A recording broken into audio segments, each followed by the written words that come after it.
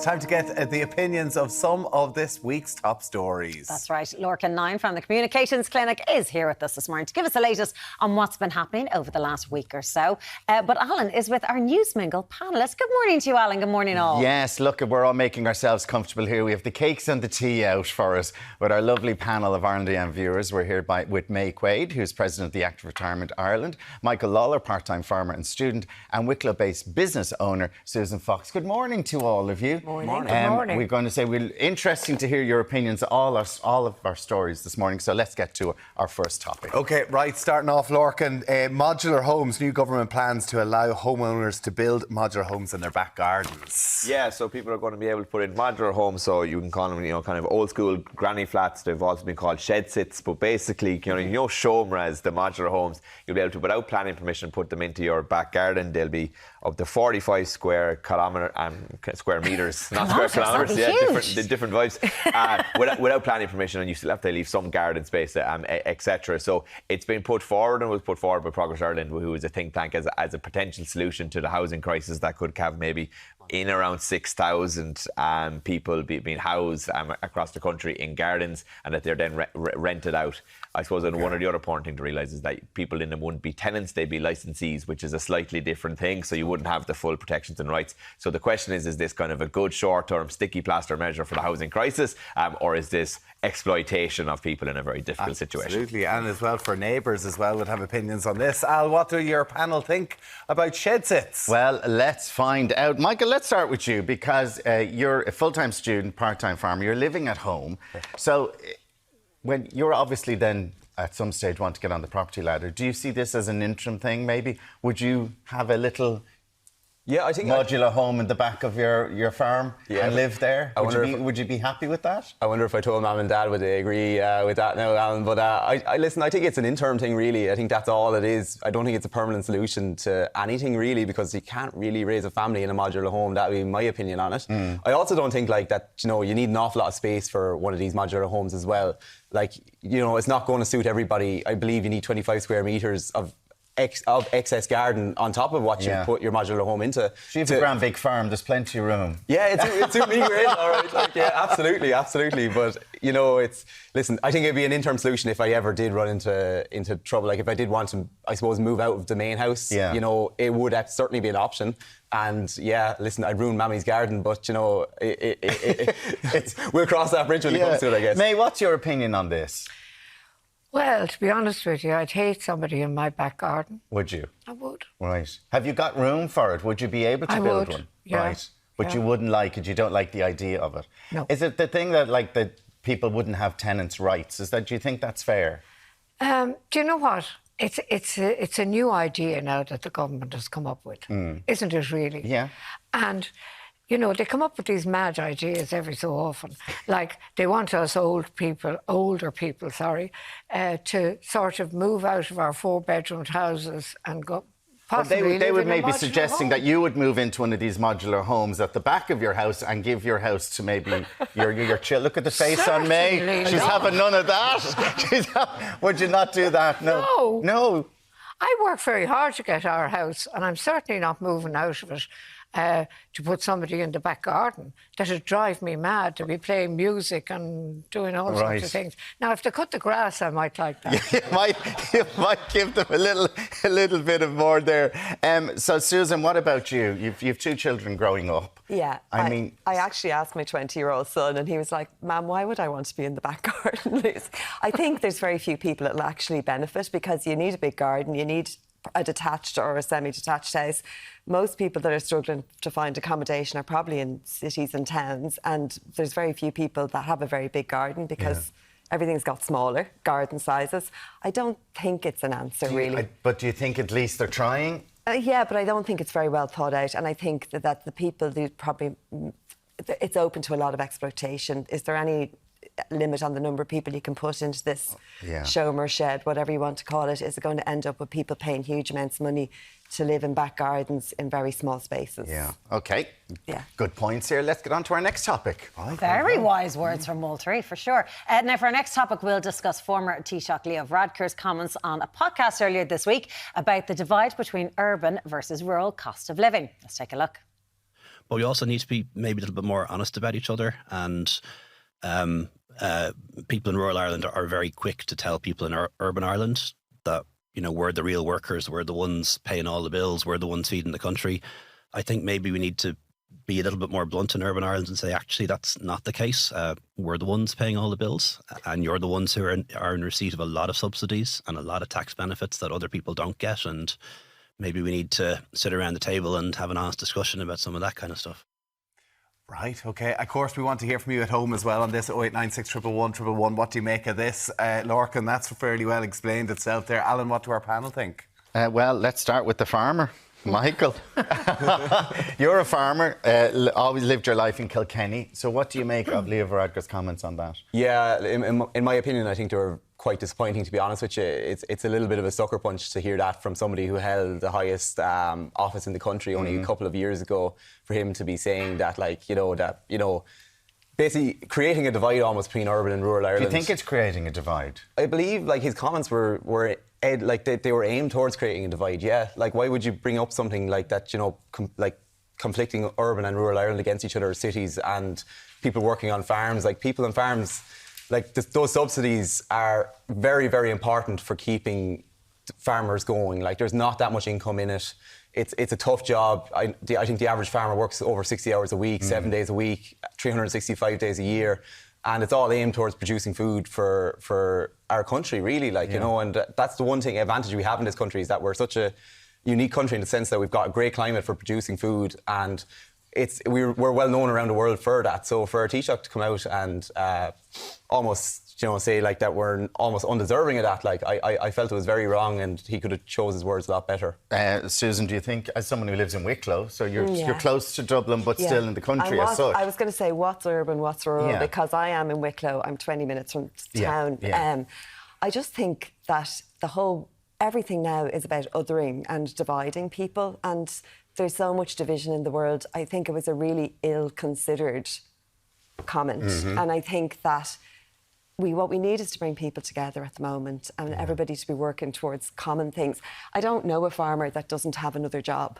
There's very few farmers that make enough of a living on the land to do that full time.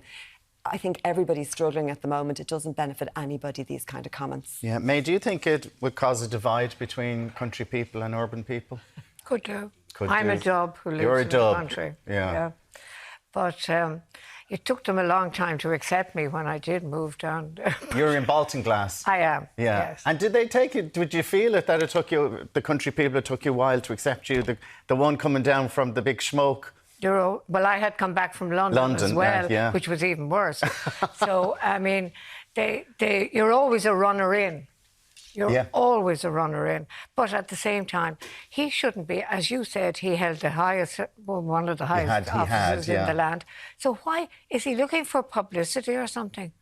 Well, we'll ask him. Okay. We'll ask him. We'll sort of say, May wants to know, Leo, are you looking for publicity now because you're no longer the Taoiseach? Exactly. There we go. We'll ask him. Tommy, what do you think? Do you think he was looking for publicity? Well, we'd love to have him back in to kind of put that to him as well, and put the question to him, because, listen, as you say, it has created a bit of a divide out there, and there's been a frustration. So, thank you for giving us your opinion on that. I want to quickly move on to one other story as well that was in the papers yesterday about the amount of buses lying idle, electric buses, expensive buses that are sitting there not being used, Lorcan. Yeah, so there's 76 buses that have been idle for 500 days plus. They're part of a new electric fleet, electric buses, 500,000 each. So we're talking about 36 million worth of buses. Oof. And they're left idle because we didn't put in the chargers, and there's been delays putting in the chargers. So they can't leave at the manufacturing site because there's been issues with the NTA getting the charging capacity set up. And 500 days, and 14 of them have been idle for 860 days. Oh. Almost 2.5 years. Almost 2.5 years they've been idle because we're waiting for the tender to get passed through so they can build the chargers. So I believe this is costing up to 50 million on these buses that have been sitting there that are not being used. Listen, we've all mobile phones and we can't find a charger.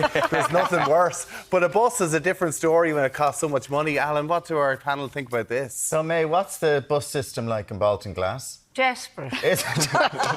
So what do you think? If you're a desperate situation, there's a desperate bus situation in Baltinglass, and there's buses sitting in a depot because they can't be charged. I know. My husband actually is the chair of Ringalink, which is the local transport thing. And they can't get anything because the transport have no money. The Transport Committee have no money. Yeah. And I'm on a committee for taxis, and I work in the Department of Transport in Smithfield at times, and they told me they have no funding and will not have it till next September.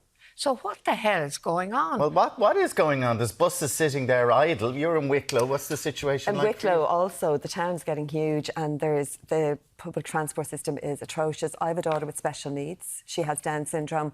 I have to drive her everywhere. And then it's infuriating. You're driving her everywhere because there's no buses? Well, there's one train in the morning and one train in the evening. Is that it? The buses are on the hours, so if they don't suit and they take, if she was going to Dublin, it would take nearly 2 hours on the bus. Yeah. So I end up driving her a lot of places. But also, when you're at home and you have kids with special needs and people are struggling, and then they hear there's 50 million sitting for 3 years. Because they can't get charges, every day you're being told there. that there's no money for this, there's no money for that. And then, it's so frustrating for people. Yeah. So frustrating. What do you think, Michael? What's it like in Kilkenny? Yeah, it's not fantastic either, to be honest with you. And there is a good Ringalink as well, that actually brings people from the city out to a small rural community in Winegap as well, which is actually it's very handy for people living out there. But that's only one project. It doesn't exist for the entirety of the county. So Is it just annoying to hear things like that? It's a waste of money. Waste of money. Yeah, once again. Absolutely. Why isn't the infrastructure and in place? A lack of thought and waste of money. Okay, that's our views here. We're going to continue our News Mingle very shortly. You're very welcome back. Now, our News Mingle panel is still with us to give us their views on some of the top stories from the week gone by. They were brilliant on the last couple of stories. Sure. Looking forward to this. Lorcan from the Communications Clinic is still here. Lorcan, right, Ryder Cup tickets. I was in the queue. Didn't manage to get anything. Tell us about the buzz around Ryder Cup. If Tommy Bowe can't get tickets, then they must be the hottest ticket in town, and it seems to be. So there was lots of criticism and critiques of the price because they were so much more expensive than last time. It was near over €500, but that hasn't really mattered to 150,000 Irish residents who were in the queue for tickets, and they all sold out within an hour. So it's an incredibly high demand event. I think people are in it. They're obviously very excited about it for many different reasons, but people around Ireland are very excited as well. I always find the Ryder Cup an interesting one. Like people who claim to love golf, and then it's a team competition. It's like, real sport, real sport with team competition, and so people really get into it for their beloved Europe. Oh, it is. It's going to be an epic weekend down in Adair. I can't wait to go if I could get tickets. Anybody help us out? Right, let's get over and hear from our News Mingle panel on what they feel about it. Yes, our panel is still here. We've Mai Quaid, we have Michael Lawler and Susan Fox. Mai, you love your golf, and you actually worked on a Ryder Cup. I did. When? What year? 2006. Where in was the it K at? Club. Oh, the K Club, right. Mm-hmm. And was it good? Well, I had to be interviewed. I had to be Garda vetted. Right. And whatever. And the next thing, they put me in the merchandising tent. What did you think you were going to do? Did you think you were going to meet all the star golfers? No. Well, I suppose I did, but I didn't. And the next thing was, all I saw was half-naked men for about 3 days trying on stuff in the thing. Was that not a highlight for you, no? Well, it was at my age. But what do you think of the prices that they're charging now? It's a disgrace. Do you think so? I do. And you know what? You see more on the telly. Well, you do. You get the... But you miss the atmosphere. Yeah.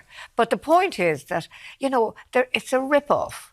It's really a rip-off. Because unless you get there very early in the morning and get sort of, you only can see one hole. Yeah. Then the next thing you try to... And then you're at the back of a huge crowd, so you don't see anything. But, it is what it is. And it's wonderful that it's going to be in Adair Manor. Yeah. Which I've played, actually. But have you played? Of course. Look at you, name dropping now. Look at you. I love it. Michael, what do you think of the price that was charged? It's double the price that was charged for the last Ryder Cup. Yeah, the Ryder Cup would have been always something that would have been probably at the very top of my bucket list. I think it transcends sport. It's probably one of my favourite competitions to watch on television, and I nearly put a ring around it every year. When try it's on. to get tickets? I didn't actually. The €500 put the brakes on that small bit. Like again, it just priced me out of it almost. I just feel like €500. As May said, you almost see more on the television, and I just felt like that. For that kind of money for a day, it's just an awful lot of money. And still, I'd love to go, but I just feel it's too you're much. out on that with that money. Yeah. Susan, are you a golf fan? I wouldn't pay €4.99 to go to the Ryder Cup. I know it. €4.99, never about 500. I've no interest in golf. I do think it's very expensive, but I think any of the kind of top-level sporting events, like my husband loves Grand Prix. Those tickets are really expensive. And I always look at the business side. The logistics of bringing something like that to Ireland are cost a fortune. And I think the people who go will be the real, absolute, passionate fans, and they will, and they quite obviously were prepared to pay the money. I think they really were, but there's a lot of talk about it's all corporates and they're the ones who get but that's always, isn't that's it? always all the case. The concerts and everything, and I think it was $799 when it was in New York. Right. So compared to that, but it was only 3 something in Rome. Yeah, but how many? That was 2 years ago. There's a lot of inflation in 2 years. Oh my God, here we go. All right. Cost of living. There you go. What's our next topic? Thank you very much for that. Very interesting. Really good. Right, we're going to move on to another controversial topic around the Michael Jackson movie in the cinema. A lot of people are going to it, though, big Michael Jackson fans, but they're not happy, Lorcan. So the Michael Jackson film, was obviously controversial because it kind of the film stops before any of the abuse allegations could come in, and his family's involved in it, and so it's kind of been seen as kind of sanitising his image, and so it's controversial. But in many times these people are controversial, and then the viewers will say, you know what, I don't care, and so it's breaking records left and right, breaking records for a biopic, and kind of the biggest opening weekend for a biopic ever. Wow. But there's another reason why it's become controversial, is because people are coming and they're sitting down in their nice quiet cinema, right, for this big cinematic dramatic experience that they're expecting, and then people are up singing and dancing with excitement, and so there's been people giving out that their experience has been ruined by people singing at a Michael Jackson. It's effectively a film that is a concert, so I don't know what people were expecting. And is it like a concert, right? Well, his concert performances are recreated, aren't they? They're supposed to be excellent. They're recreated, and there's full sets within it, so it's similar, anyway. So but it's not a sing-along movie like the likes of Wicked and Mamma stuff. Mia. Okay, well, listen, if you've gone to it, let us know. 0896 111 111. You paid your money for the ticket. I just want to sit down and watch it. Would you sit down? Stop moonwalking across the big screen. Get off with your moonwalk. What do you reckon, Al? But like that, they do recreate big moments, the big musical moments. And I've seen the footage of the people up in the cinemas dancing, and it looks great fun. May, if you went to this and everybody look at the face on May Modular, God, we know already what she's going to say. If you went and paid your money in the cinema and people start standing up and dancing, would you be annoyed, or would you join in and sort of saying this is part of it? I might join in. Would you join in? Well, I remember going to see, I went to see Mamma Mia at the show, and with my 2 granddaughters, and they were absolutely horrified because I got up and started dancing, and they were probably thinking, God, what's that old one doing? You know what I mean? You a fan of ABBA? Oh, I love it. Yeah, you love ABBA. I love ABBA. Great and I stuff. love the crack that But goes so you with. understand why people would want to get up and do it. And I wouldn't be a Michael Jackson fan now, I have to say. Right. I thought he was a bit weird. Okay, well, let's move on from that. Everyone has their opinion. Exactly. Susan, if you went to it and you saw people getting up like that. Oh, yeah, no, it would drive me mad. I'm not going to lie. If I'm going to the theatre or the cinema or a concert, I'm going to listen to the music or watch it does my head in. So, yeah, no, unless it is a sing-along movie, sit down. Right. I don't want to see Jack down the road doing his impression of a moon dance. No. Michael? Oh, 100% agree with Susan. Yeah. I couldn't imagine anything worse, to be honest. I would absolutely hate it. Honest to God, I'm there to watch the film, and people getting up and singing and dancing. I didn't pay to see them, if you know what I mean. Save that for Copperface Jacks on a Saturday night, leave it to the kitchen table or the kitchen or the sitting room. Honest to God, I just think it's a little bit ignorant and not thinking of people around you trying to watch the actual film. So that would be my opinion on it anyway. Well, look, you've been absolutely fantastic. May, Michael and Susan, thank you so much for joining us this morning. And if you want to take part, if you'd like to be sitting here and part of our news mingle, email us now at irelandam@virginmedia.ie. Thank you all very much. Thank you.